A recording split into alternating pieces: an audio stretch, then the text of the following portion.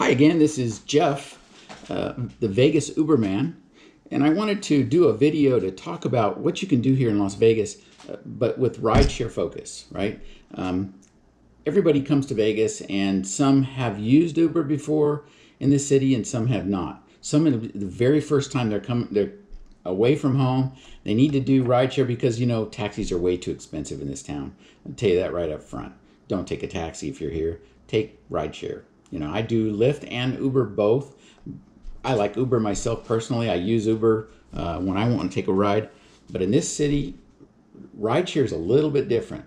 So when I pick people up from the airport, the very first thing that I do is I tell them about our city a little bit, of how to use rideshare, especially in what we call the Strip Corridor. That's where all the casinos are on the Las Vegas Boulevard. It also includes the Fremont Street area, which, here locally we call it Freakmont, and I won't get into why we call it that. You have to see for yourself when you visit our city. But doing rideshare here in Las Vegas, the first thing you want to do is, it's kind of tough sometimes to find the rideshare area at the airport. So look for the signs. If you're coming in on Terminal 3, it's on the V level in the parking garage. If you're coming in on Terminal 1, it is on the third floor, or second floor, 2M. I'm sorry. 2M is the floor. So be aware of that. There's a lot of signs, but sometimes people end up in the pickup area for, like whenever you're going to pick a friend up at the airport, and that's not the rideshare area. There are some numbers, and it kind of looks like rideshare, but it's not. Okay, so now we got that out of the way. The other thing you want to do is wait until you get into the parking garage before you request a ride, because it takes quite a while to get from where you pick up your luggage or where you're coming out of the arrival area for the airplanes to get over to the parking garage. It's a little bit of a walk.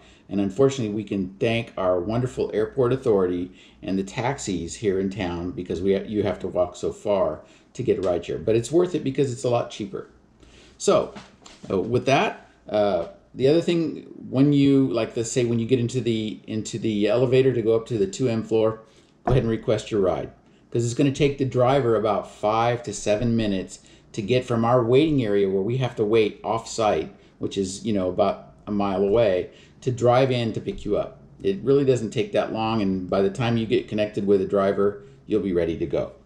The other thing to do for us while you're here in Las Vegas, and it's a helpful hint, is to share your live location.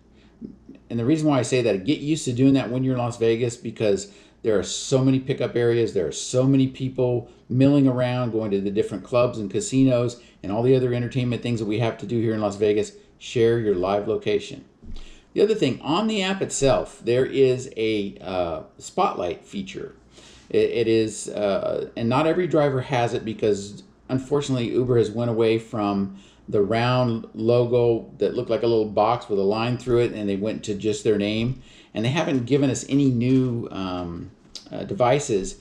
But what Spotlight was, with the round one, it lit up, and you were able to change the color of that thing when you got your ride, so that you could tell when there's all these other rideshare drivers out there, you could see which one was your car. Because maybe you got a Honda or a Hyundai, Elantra or Sonata, and there's like 6 silver ones out there. The one that has the color that you have, and your phone, the back part of your phone will light up to that color as well, so you can match your driver, especially when we have huge events where there's 15, 20,000 people going to a concert or something. That's really, really handy.